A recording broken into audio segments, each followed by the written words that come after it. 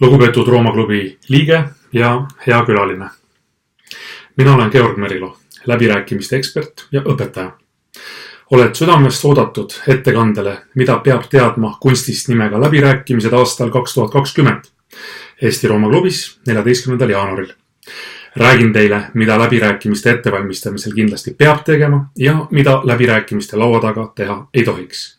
Samuti toon näiteid viimase aja olulisematest nii-öelda päriselu läbirääkimistest ning lahendame koos ka ühe simulatsioonimängu, väga praktilise, kus kogenud läbirääkijad oma oskused proovile saavad panna.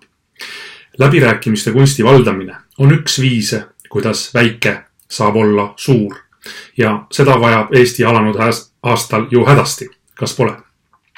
Täpne toimumise koht ja aeg palun vaata Eesti Rooma kodulehelt. Huvitava kohtumiseni ja toredat aasta jätku!